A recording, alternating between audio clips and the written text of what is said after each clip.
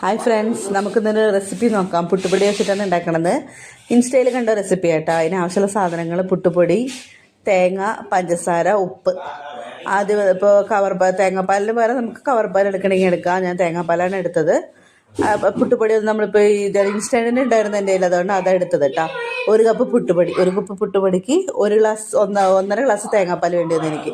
1.5 glass തേങ്ങാപ്പാൽ ഒഴിച്ച് നല്ല മിക്സ് ചെയ്തിട്ട് നമുക്കൊരു 15 മിനിറ്റ് വെക്കാം. 15 മിനിറ്റ് വെച്ച് കഴിഞ്ഞാൽ നല്ല സോഫ്റ്റ് ആയിക്കോളും മാവ്. അതിനുശേഷം മാവിലേക്ക് വന്നിട്ട് 15 മിനിറ്റിന് ശേഷം മാവ് എടുത്തിട്ട് അതിലേക്ക് പഞ്ചസാര, ഉപ്പ്, തേങ്ങ. അത് ഞാൻ ആദ്യം ഉപ്പിടാൻ മറന്നു, രണ്ടാമതാണ് ഉപ്പിട്ടത്. നല്ലോണം മിക്സ് ചെയ്ത് വയ്ക്കുക. നല്ലോണം എല്ലായിടത്തേക്കും ആവണമാതിരി മിക്സ് ചെയ്ത് വെച്ച് നമുക്ക് ആവശ്യത്തിന് പാല് വന്നിട്ട് രണ്ടാമത് വേണമെങ്കിൽ ഒഴിക്കാം. ഞാൻ അത് വല്ലാണ്ട് ഡ്രൈ ആയപ്പോൾ ഒരു 1/2 ഗ്ലാസ് പാലും കൂടി ഒഴിച്ചു. എന്നിട്ട് നല്ലോണം മിക്സ് ചെയ്ത് നല്ല സോഫ്റ്റ് മാതിരി മിക്സ് ചെയ്തെടുത്തു.